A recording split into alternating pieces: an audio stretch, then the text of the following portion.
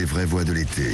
Les vraies voix de l'été avec Laurence Taillade en direct du Cantal, présidente du parti républicain solidariste, avec Francis Palombi, l'Auxerrois de toujours, président de la Confédération des commerçants de France, et puis avec un francilien, un jeune francilien, Othman Nasrou, premier vice-président du Conseil régional d'Île-de-France, membre du parti Les Républicains. Je le disais justement, notre débat, nous parlons des soignants, pas n'importe quels soignants, les soignants à domicile. Nos médecins n'en peuvent plus, c'est simple, on n'en trouve plus. Prendre soin des patients, c'est pouvoir prendre le temps. Et Dieu sait si cela fait des semaines, des mois même, que vous entendez parfois et que vous découvrez sur les réseaux sociaux des chansons de protestation ou de mouvement social, notamment des soignants. Souvent, ce sont les soignants qui sont à l'hôpital, les infirmiers, les urgentistes, les médecins, les chirurgiens, tous ceux qui ont manifesté pour sauver l'hôpital français. Mais les soignants à domicile, ces infirmières qui viennent chez vous, ces aides-soignantes qui viennent chez vous, qui ont été aussi en première ligne, souvent, ils ont pu être oubliés. Alors, c'est pas forcément moi qui le dis sur Sud Radio, c'est même le président de la République, Emmanuel Macron, qui l'a reconnu aujourd'hui. La plupart du temps, donc, ces femmes ont permis, avec beaucoup de courage, une organisation méthodique, on l'a encore vu tout à l'heure, des précautions prises, mais d'apporter le repas à domicile, d'apporter les soins, y compris pendant la période du Covid. Et ces femmes et ces hommes ont été les oubliés de la prime Covid. Et c'est pourquoi aujourd'hui je veux officialiser la décision qui a été prise de reconnaître pleinement le rôle qui a été celui de justement toutes les aides à domicile, de tous ces services d'aide à domicile durant la période du Covid.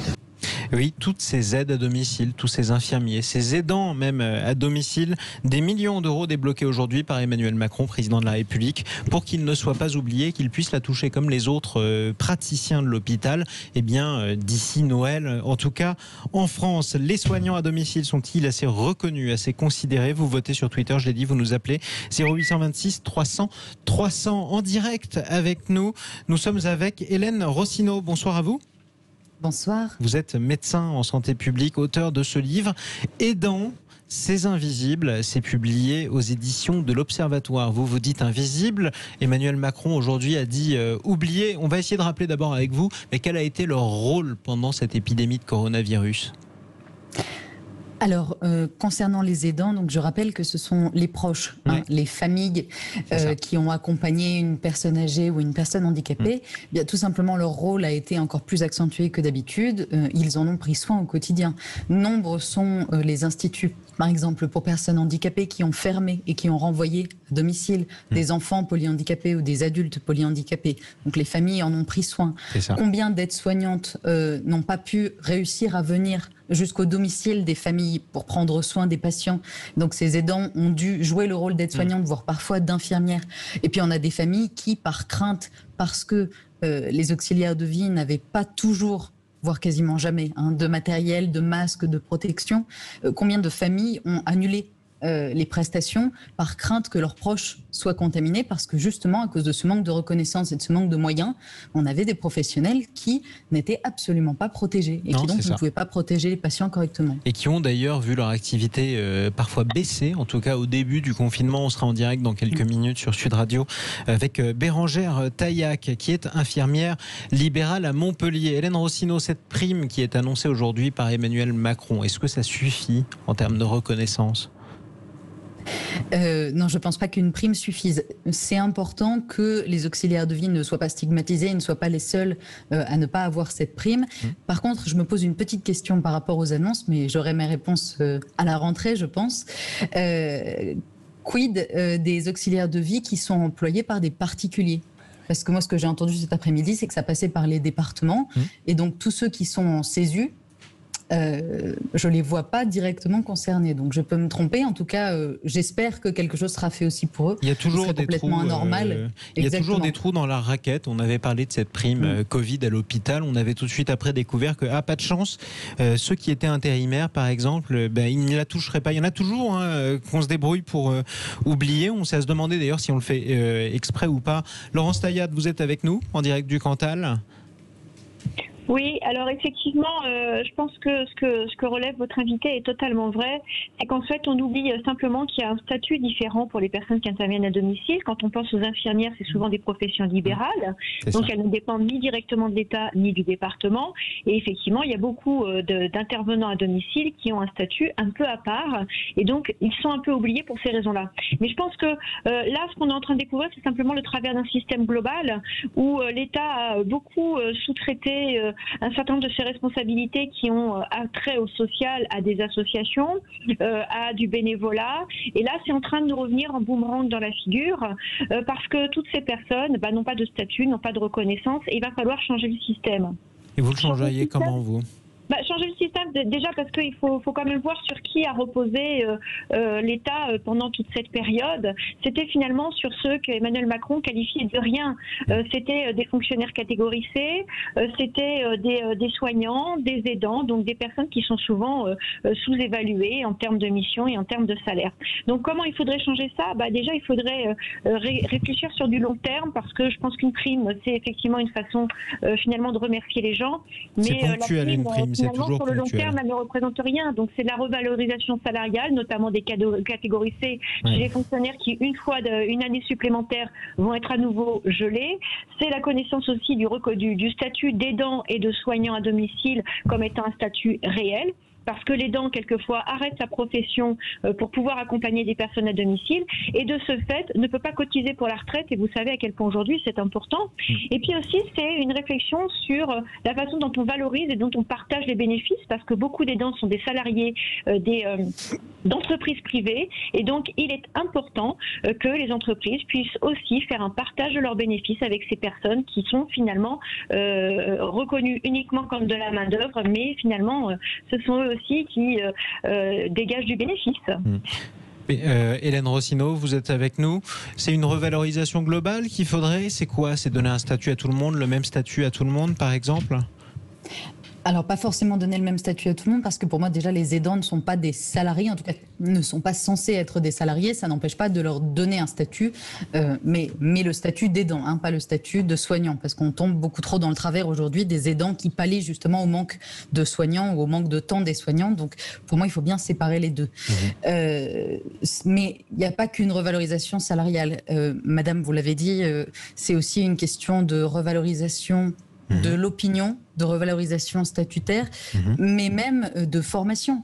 La majorité des auxiliaires de vie aujourd'hui n'ont pas de temps pour la formation parce que c'est pas budgété, n'ont pas de temps pour la coordination. Aujourd'hui, le système à domicile tient quand même beaucoup sur l'abnégation des salariés et l'abnégation des aidants. Et ça, c'est complètement anormal. Donc oui, il faut refondre le système complètement, mais une revalorisation salariale simple ne suffira pas. Effectivement. Francis Palombi, c'est un des chantiers qui nous attend de toute façon, c'est-à-dire que le soin à domicile, à la maison, on ne se soignera pas forcément à l'hôpital demain. Et du coup, comment on prend soin de ces gens qui sont là pour nous ? Eh bien, écoutez, je prends quelques instants la parole parce que je suis tuteur d'une mamie de 96 ans. Donc, je peux saluer l'exemplarité du centre de soins des soignants à domicile en Lozère. Je pense que c'est un peu comme dans le Cantal, ce sont des gens exceptionnels. Et puis, ce que j'ai ressenti pendant tout le coronavirus, où j'étais parfois bloqué, j'ai été bloqué comme beaucoup à Paris, eh bien, cette petite grand-mère a toujours été accompagnée, suivie, écoutée. Elle n'a pas ressenti de solitude profonde. Je crois que il faut plus que les valoriser, il faut les mettre au même niveau, mais il faut les gratifier. Et la perspective évoquée par le président de la République s'impose. Elle arrive presque trop tard. Elle arrive presque trop tard, oui. Elle arrive presque trop tard, mais mieux vaut tard que jamais quand même. Effectivement. Et je dis que dans le domaine du sanitaire, du médical, les soignants à domicile sont des personnes exemplaires que je salue pour moi-même en avoir bénéficié hautement. Et on en aura tous besoin de toute façon. On pourra tous en avoir besoin, et le maintien au domicile, c'est important. Oui. D'abord parce que c'est compliqué, les EHPAD, etc. Donc bravo à tous ces soignants à domicile. Bravo. Et bravo à eux. En tout cas, on va continuer à parler de ces soignants à domicile avec notre invitée Hélène Rossineau, médecin en santé publique et auteur de ce livre Aidant ces invisibles. Pardonnez-moi, je m'en étouffe, vous voyez.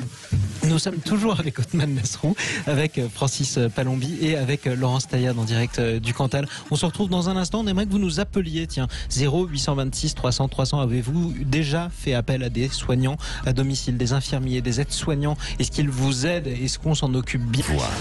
Le débat est ouvert. Et le débat est toujours ouvert sur les vraies voix de l'été. Sur Sud Radio, nous sommes toujours avec Othmane Nasrou, Francis Palombi, Laurence Taillade. Notre débat, les soignants à domicile sont-ils assez considérés? Emmanuel Macron leur a offert cette prime Covid qui bénéficiait d'abord aux soignants qui sont à l'hôpital. Nous en parlons avec vous au 0826 300 300. Nous en parlons avec vous sur Twitter et sur Facebook. Vous continuez à voter et à commenter. Nous en parlons avec nos deux invités, Hélène Rossineau, qui est médecin en santé publique et auteur de ce livre Aidant ces invisibles. Et nous sommes avec également Lucienne Claustre. Bonsoir à vous.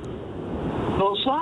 Et bienvenue sur Sud Radio. Vous êtes infirmière libérale, présidente pour les infirmières de l'Union régionale des professionnels de santé en PACA. Je le disais, Emmanuel Macron, pas très loin d'ailleurs, dans votre région, en PACA, aujourd'hui, annonce que les soignants, les aidants et les soignants à domicile bénéficieront de cette prime Covid.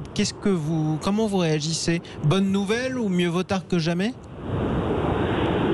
Déjà qu'on parle du domicile, ça me paraît quelque chose qui est primordial et qui avait été un petit peu oublié parce que le domicile, sans les soignants à domicile et les auxiliaires de vie, que je différencie des soignants, sans ça, la santé en France se serait effondrée quand même. C'est ça, donc, vous étiez en première ligne aussi. Bien, tout à fait, complètement. Et on a permis à tous ceux qui étaient Covid et qui ne portaient pas la pathologie Covid de pouvoir être soignés. Je pense que oublier le domicile, c'est oublier plus de 80% des gens qui sont soignés en France tous les jours. C'est ça, effectivement, tous les jours. Et vous allez être en première ligne, d'ailleurs, dans les mois qui vont suivre et dans les années qui vont suivre. Lucienne Claustre, c'est pourquoi on aimerait que vous restiez avec nous quelques minutes, parce qu'on attaque un autre chantier bientôt, et Emmanuel Macron en parlait aujourd'hui, c'est le chantier de la dépendance. Hélène Rossineau, qu'est-ce qu'on peut en attendre ? Moi, je sais ce que je souhaiterais, ce que j'en attendrais, mais est-ce en que restant réaliste, qu'est-ce qui va se passer déjà? Bon, en restant réaliste, j'aimerais qu'on sorte du tout senior déjà, parce que la dépendance, ce n'est pas que les personnes âgées. C'est aussi le handicap, c'est aussi les accidents de la vie. Mais on a tendance en France à avoir un système fait de cases. Très nombreuses, les cases, très compliquées de rentrer exactement dans la bonne case. C'est notre obsession administrative bien française, effectivement. Le formulaire B612, la troisième case, il manque un courrier. Et du coup, parfois, vous êtes oublié, c'est ça ? Pas parfois, beaucoup de fois. On est très souvent oublié. Donc j'aimerais qu'on décloisonne, parce que après tout, ce sont les patients qui sont pris en charge en ville, à l'hôpital, qui arrivent en EHPAD derrière, qui parfois reviennent à l'hôpital quand il y a un souci, qui voient les médecins généralistes, qui voient les pharmaciens, qui voient les infirmières. Ce sont toujours les mêmes patients au sein du même système. Donc on n'a aucune raison de cloisonner comme ça le système hospitalier d'un côté et le système médico-social de l'autre. Quelle est la différence entre les soins à domicile et les soins à l'hôpital ? Pour lesquels, dans quelles circonstances très précises a-t-on besoin de l'un plutôt que de l'autre, au-delà des urgences que chacun imagine, effectivement, dont chacun imagine qu'elles se font à l'hôpital. Mais pour le reste, est-ce qu'on peut davantage soigner à domicile ? Alors on peut, et votre question se complique un tout petit peu si on prend en considération ce qu'on appelle l'HAD, l'hospitalisation à domicile, qui est considéré légalement comme un établissement hospitalier. Donc, quand je dis qu'on a un système fait de cases, on a aussi un système très compliqué fait de nombreuses feuilles. C'est ça. Donc, vous avez les soins qui ne sont pas à l'hôpital, mais qui sont à domicile. Vous avez l'hôpital qui n'est pas à domicile, mais parfois, vous avez l'hôpital aussi à domicile. Donc, effectivement, c'est vrai que c'est assez compliqué. Et après, vous prenez ceux qui travaillent pour le département, ceux qui travaillent pour l'État, et ensuite, vous prenez les libéraux, comme Lucienne Claustre qui est avec nous. Vous avez les particuliers. Enfin, c'est un petit peu la maison qui rend fou des 12 travaux d'Astérix. À l'arrivée, est-ce qu'on soigne bien dans ces questions-là en France ? sincèrement, oui, on fait en tout cas de notre mieux et on a un vrai bon système de prise en charge, même si l'organisation laisse à désirer, parce qu'elle est extrêmement compliquée. Il y a de nombreux pays aujourd'hui, y compris dans les très bons systèmes de santé à l'international, qui n'ont pas une telle prise en charge à domicile, un tel niveau de prise en charge à domicile. C'est ça. Donc, on fait mieux que beaucoup d'autres. Ça n'empêche que... Malgré les handicaps qu'on s'auto-inflige en France, effectivement.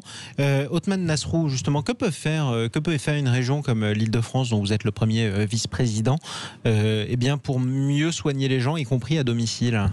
Alors d'abord, je vois qu'avec la visite d'Emmanuel Macron et ses annonces aujourd'hui, on a plusieurs sujets qui sont en réalité pas du tout les mêmes. Le déplacement était sur le thème de la dépendance, et c'est vrai que c'est un sujet majeur sur lequel on n'a pas encore pris le pli, si j'ose dire. Les besoins sont immenses, ça ne concerne pas uniquement effectivement les personnes âgées, mais aussi beaucoup de personnes en situation de handicap notamment, et d'autres. Il peut y avoir des accidentés, il peut y avoir beaucoup de choses. Et aujourd'hui, il y a une 5e branche qui vient d'être créée au niveau de la sécurité sociale, mais enfin derrière, il n'y a pas un seul euro de financement pour l'instant. On n'y est pas pour l'instant, il y a une vraie prise en charge de ce sujet-là qui va être majeur. Et la question des aidants familiaux, qui ne sont pas des salariés, qui sont en fait des proches, qui prennent en charge, et heureusement qu'ils sont là bien souvent. Et malheureusement, je pense qu'on va en avoir de plus en plus. Et bien, ces aidants familiaux ont peut-être aussi besoin d'un statut. Comme Francis Palombi, qui est avec nous aussi, justement, qui est tuteur d'une mamie de 96 ans et qui s'en occupe à domicile. Et c'est pas facile, hein. Vous nous raconterez d'ailleurs dans quelques instants à quel point c'est compliqué, justement, ce parcours pour les aidants. Je redonne la parole à Lucienne Claustre dans un instant, pardonnez-moi, je vais y arriver, qui est infirmière libérale et présidente pour les infirmières de l'Union régionale des professionnels de santé en PACA. Juste avant 0826 300 300, nous avons Marianne qui nous appelle sur Sud Radio. Bonsoir Marianne. Oui, bonsoir. Et bienvenue à vous. Je vous lançais un appel à vous, comme à tout le monde d'ailleurs, à vous tous qui nous écoutez, parce que les soins à domicile, ça nous parle plus ou moins à tous. On a tous été concernés de près ou de loin, on en a eu besoin. Quelle est votre expérience à vous, Marianne? Alors moi, je suis à la fois ex-infirmière, ancienne infirmière et même formatrice d'infirmière, cadre de santé. Et il y a maintenant plus de 7 ans, ma fille, qui avait à l'époque 20 ans, a eu un grave accident de la route et s'est retrouvée dans un état de très lourd handicap. Donc après plusieurs années, même en structure, j'ai choisi de la reprendre à mon domicile. Et je voulais témoigner de la difficulté que ça représente, bien effectivement, à la fois d'être obligée d'arrêter mon travail pour m'occuper d'elle, mais aussi de recruter du personnel. Elle a besoin de soins continus, jour et nuit, en permanence. Et en fait, j'ai dû recruter 4 personnes à temps plein, 4 salariés à temps plein. Et en plus, l'état de ma fille nécessite des soins à 2, donc l'intervention d'auxiliaires de vie par une société prestataire. C'est ça. Et ce que je voulais dire, c'est que bien sûr, on peut toucher, quand on présente un handicap, ce qu'on appelle la prestation compensatrice du handicap, la PCH, mais ça ne couvre absolument pas tous les salaires qu'il faut engager pour avoir des personnes compétentes pour ce type de soins, pour pouvoir faire. Il ne suffit pas de faire, même si c'est essentiel pour la vie. C'est difficile à trouver, ça coûte effectivement très cher, les aides ne correspondaient pas forcément à ce qu'il faut, et en plus vous vous retrouvez quasiment en fait par amour pour votre fille, et c'est normal, mais presque à la tête d'un petit hôpital ou d'une petite entreprise tout simplement. Complètement, parce qu'il faut adapter le logement aussi. Donc, il faut à la fois faire des recrutements, faire des bulletins de paye, faire des travaux dans la maison. Et ça, alors, juste pour vous expliquer pourquoi j'ai proposé de témoigner, je suis sur la route de mes vacances. En fait, j'ai pris 10 jours de vacances pour descendre dans le sud. Moi, je viens de Normandie. Et en fait, pendant ce temps-là, ma fille est accueillie dans une unité spécifique pour son niveau de dépendance. Mais les auxiliaires que j'emploie, je leur ai demandé de continuer d'aller rendre visite à ma fille, et donc elles acceptent ce travail, de continuer le travail, parce que sinon, ma fille, elle resterait à regarder le plafond en gros toute la journée. Voilà. Je voulais témoigner de cette difficulté, de cette grande difficulté qu'est la prise en charge des personnes lourdement handicapées à domicile. C'est ça, mais c'est ce que disait à l'instant ma chère Marianne, et on vous remercie d'avoir témoigné sur Sud Radio, c'est ce que disait Hélène Rossineau. On a tendance à dire que la dépendance, c'est pour le grand âge. La dépendance n'est pas réservée qu'au grand âge. Merci beaucoup, Marianne. On vous souhaite de belles vacances quand même, parce que vous avez besoin effectivement de vous détendre, de vous reposer. Donc, je ne sais pas où est-ce que vous allez partir, en tout cas, mais on vous souhaite de vous détendre un petit peu, de vous relaxer comme on essaie tous de le faire. On vous remercie infiniment de votre témoignage sur Sud Radio au 0826 300 300 et vous nous rappelez évidemment quand vous voulez, quel que soit le sujet. Hélène Rossineau, je vais vous donner la parole dans un instant, justement parce que vous parliez justement de ces aidants et effectivement de ces difficultés parfois à s'encadrer. Francis Palombi le disait aussi. Lucienne Claustre, est-ce que vous avez le sentiment que votre métier, vous êtes infirmière libérale, donc à domicile, va prendre de plus en plus de place au sein de la société française dans les années qui viennent? Alors c'est ce que la profession elle le souhaite, bien sûr, qu'on prenne de plus en plus de place, parce que on est vraiment au cœur de notre métier dans la prise en charge des gens à domicile, avec l'aide bien entendu de tout ce qui aujourd'hui nous manque. Et tout à l'heure j'entendais parler du millefeuille. Je pense que l'État aujourd'hui et surtout les professionnels de terrain sont en train de s'organiser au sein de ce qu'on appelle les communautés professionnelles territoriales de santé, de façon à ce que chacune de nos professions reprennent toutes ses fonctions et l'hôpital à domicile, hormis les HAD, les infirmières libérales et les médecins travaillent déjà avec cet objectif-là, et dans cet objectif-là, et avec des patients très lourds, pour éviter qu'ils soient à l'hôpital, parce que les gens à domicile, ce sont pas. La dépendance, c'est vraiment vrai que c'est pas que la personne âgée. Tout à fait. Alors, l'exemple avec Marianne et sa fille à l'instant, justement, sur Sud Radio. Voilà, et dans nos patientèles, à toutes les infirmières, nous avons des patients avec des handicaps physiques ou psychiques, parce qu'on n'en a pas parlé non plus, mais des handicaps physiques ou psychiques et qui sont très très importants et que nous gérons seuls tous les jours, et c'est assez compliqué. Voilà, donc effectivement, remodeler le système pour éviter tous les millefeuilles qui ont été mis ces 30 dernières années, ça me paraît essentiel. Et reconnaître surtout le travail de chacun. C'est ça, reconnaître le travail de chacun, et puis que les Français, quand ils se retrouvent dans cette situation familiale, sachent facilement vers qui se tourner et comment se tourner, tout simplement. Hélène Rossineau, il y a les aidants, ceux qui sont au jour le jour. Francis Palombi nous témoignera dans un instant, il est avec nous sur Sud Radio, et puis il y a la difficulté vers qui se tourner, ça coûte extrêmement cher aujourd'hui. Hélène Rossineau.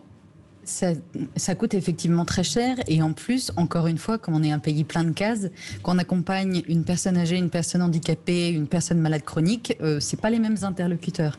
Et puis d'un territoire à l'autre, il peut y avoir des initiatives qui existent et qui n'existeront pas ailleurs. Il y a des départements qui sont remarquablement bons dans la prise en charge des aidants et d'autres dont la prise en charge est quasiment inexistante. Donc c'est très compliqué, même pour un professionnel de santé, d'orienter correctement un proche qui aurait besoin d'aide. Et effectivement. Tout à fait. Et pour ajouter quelque chose là-dessus, il y a une organisation qui, d'un côté, avec les professionnels de santé, se met en place. Je vous en ai parlé. Ce sont les CPTS qui sont en train de s'organiser nationalement, qui sont très très vigoureuses en PACA. Il y en a beaucoup qui sont en train d'émerger. Mais il y a également d'autres organisations qui sont prévues, qui s'appellent les plateformes territoriales d'appui, et qui nous permettent à nous, les professionnels, d'avoir des recours, parce que les chemins sont tellement nombreux. Ils sont tellement variés. Ils varient tellement, même pas forcément d'un département à l'autre, d'une commune à l'autre quelquefois, que pour nous, les professionnels, on ne peut pas connaître tout, on ne peut pas savoir tout. Et je pense que cette méconnaissance fait qu'il y a aussi beaucoup d'argent qui se perd. Alors il faudrait peut-être un petit peu recentrer tout ça, parce que tout cet argent, c'est de l'argent quand même qui vient de nous tous. Et qu'il faudrait utiliser à bon escient et pour les bonnes personnes. C'est ça, effectivement. Et Francis Palombi, vous le disiez justement, vous vous retrouvez dans une situation qui est assez difficile, parce que c'est pas facile de s'organiser. Non, c'est pas facile de s'organiser, mais j'ai fait un constat qui est peut-être profitable et qui est intéressant. Justement, dans les zones très rurales, la Lozère, le Cantal, l'Aveyron, dont on a parlé, les centres de soins, les hôpitaux locaux se coordonnent parfaitement et c'est presque plus facile, cet accompagnement social est presque parfois peut-être plus facile dans une zone très rurale que dans les grandes villes ou les zones très urbaines. Que dans une très grande ville. Et par contre, il y a peut-être encore à améliorer le système, parce que moi, je me trouve malheureusement dans une situation où je viens de vivre le décès de mon épouse brutalement d'un arrêt cardiaque. Elle s'occupait 24/24 avec les soignants, avec les infirmières de cette grand-mère. Et là, comme elle est assujettie quand même à un certain degré Alzheimer, c'est compliqué. Vous vous retrouvez effectivement à essayer de vous organiser. Je vais suppléer pour la nuit. C'est ça. Ce qui est une tâche à plein temps, finalement. Voilà, c'est pour les enfants, des dames au père, ça existe pour les enfants. Et là, eh bien, pour les personnes âgées, c'est aussi nécessaire dans certains cas, familialement parlant, au cas par cas. Et il faut que chacun se dévoue au fur et à mesure. On va approfondir, je vais rencontrer le docteur, l'assistant social, enfin, il y a un très beau boulot déjà de fait par tout ce corps soignant à domicile. Et vous voyez, quand on pose cette question d'ailleurs, est-ce que les aidants à domicile, les soignants à domicile sont assez considérés en France? Ils le sont manifestement sur le plateau de Sud Radio. Othmane Nasrou, on parlait un instant des difficultés de coordination dans les grandes villes. Plus difficiles manifestement, comme le dit Francis Palombi, que dans les zones rurales. Oui, et dans la revalorisation de ces métiers, en tout cas pour ceux dont c'est le métier, auxiliaires de vie, aides-soignants, etc., il y a des sujets très précis d'ailleurs qui ne sont pas encore traités aujourd'hui. Par exemple, la question du logement. Vous voyez, en Ile-de-France, où on a effectivement des loyers qui sont extrêmement chers, où c'est difficile de trouver un logement, on a par exemple des infirmières qui se retrouvent à faire 2 heures, 2 heures et demie de trajet tous les jours, et encore c'est une hypothèse plutôt basse, pour gagner leur lieu de travail, qui se déplacent beaucoup alors que c'est de plus en plus difficile. Nous, par exemple, à la région, nous avons décidé de financer la construction de logements dédiés aux infirmières et au personnel soignant pour leur permettre de se loger en zone dense et d'être à proximité, parce qu'on n'arrive plus à en trouver. Et ce sont des métiers aujourd'hui sur lesquels on a du mal à recruter, sur lesquels on a du mal à trouver des gens, parce qu'effectivement, au-delà du salaire qui n'est pas valorisé, au-delà de la précarité et de la difficulté du métier, vous avez même des difficultés à vous loger, surtout en Ile-de-France où c'est cher et où c'est dense, et alors qu'effectivement en zone rurale c'est plus simple et on a une meilleure qualité de vie et un meilleur pouvoir d'achat. Donc ce sont des sujets comme cela sur lesquels aussi le gouvernement est attendu, au-delà d'une prime ponctuelle qui est annoncée. Travailler sur la durée. Oui, Lucienne Claus, en quelques mots, vous vouliez réagir? Voilà. Ce qui vient d'être dit, effectivement, il y a les difficultés de logement et pour l'ensemble des professionnels de santé, quand ils sont libéraux, il y a des difficultés à payer un cabinet, parce que c'est vrai que c'est vrai en région parisienne, mais c'est pas vrai qu'en région parisienne. Dans la région PACA, il y a des zones comme le golfe de Saint-Tropez qui sont très chères, effectivement. Nice sont des zones extrêmement chères. Et puis il y a un autre problème qui est majeur pour nous. On se déplace tous beaucoup avec une voiture sitôt qu'on sort des grandes villes, ou même quelquefois dans les grandes villes, et on n'a aucun endroit pour se garer, et on n'a aucune, enfin, à part quelques municipalités qui sont vraiment tellement exceptionnelles qu'il faudrait pouvoir les citer, mais presque sur les doigts d'une main. Il y a Cannes, par exemple, qui a fait quelque chose pour ses soignants, et je trouve ça magnifique. C'est ça. Mais sinon, il y a des grandes villes, comme la ville de Marseille, c'est juste pas possible de se garer, et ça nous coûte très cher, parce que on prend régulièrement des procès. Alors c'est vrai pour les infirmières qui sont celles qui nous dépassent le plus à domicile, mais c'est aussi vrai pour les auxiliaires de vie. Quoiqu'à Marseille, les auxiliaires de vie pouvaient le garer gratuitement. Voilà. Effectivement. Le mot de la fin peut-être à Martial qui nous appelle au 0826 300 300. Martial, bonsoir. Bonsoir. Et bienvenue sur Sud Radio. Vous vouliez témoigner justement, vous avez eu l'expérience des soignants à domicile, vous avez été en contact avec eux? Oui, j'ai été en contact pendant 2 ans, donc ma femme était à la maison en fin de vie en fait. C'est ça? Ouais, voilà. Et suite à un cancer, une tumeur cérébrale, donc c'était pas formidable. Et puis, en fait, vous parliez des assistantes de vie. Oui. Et les assistantes de vie, c'est vraiment la dernière roue du carrosse, quoi. La dernière roue du carrosse pour qui, du coup? Pour les pouvoirs publics, pour tout le monde, parce que c'est les oubliés. Ils sont complètement oubliés, puis en fait, ils se démènent et en fait, ils ont vraiment du cœur avant d'avoir un travail. Oui, c'est ça. Et ils ont aidé par leur humanité, par leur dévouement, effectivement, vous le disiez, ce qui n'est pas facile. Exactement. Parce que ils sont... Et j'ai même une expérience, même plus d'une, que c'est des personnes qui peuvent être maltraitées par leur patron sur des courses sans fin pour aller d'un client à un autre, et en plus pas payé, avec sans forcément de frais kilométriques. Dans des rues, dans des communes, c'est qu'il faut se déplacer avec beaucoup de kilomètres. C'est ça. C'est un travail très difficile qui demande beaucoup d'humanité et elles en ont fait preuve, en tout cas celles que vous avez connues. Et vous teniez en tout cas, Martial, à leur rendre hommage sur Sud Radio. On vous remercie de nous avoir appelé au 0826 300 300. On vous remercie tous d'ailleurs parce que c'est effectivement un sujet qui fait toujours beaucoup réagir sur Sud Radio. Donc merci d'abord à nos deux invités, Hélène Rossineau, médecin en santé publique et auteur notamment de ce livre Soins aidant, ces invisibles, que l'on vous recommande et que vous trouverez facilement sur Internet. Merci également à Lucienne Claustre, infirmière libérale, présidente pour les infirmières de l'Union régionale des professionnels de santé, c'est en PACA. Merci à toutes les deux d'être intervenues ce soir sur Sud Radio. Nous vous posions cette question sur le Twitter et le Facebook de Sud Radio. Les soignants à domicile sont-ils assez considérés ? Sur Facebook comme sur Twitter, la réponse est unanime, c'est non à 86% sur Twitter, non à 93% sur Facebook. Les soignants à domicile ne sont pas assez reconnus.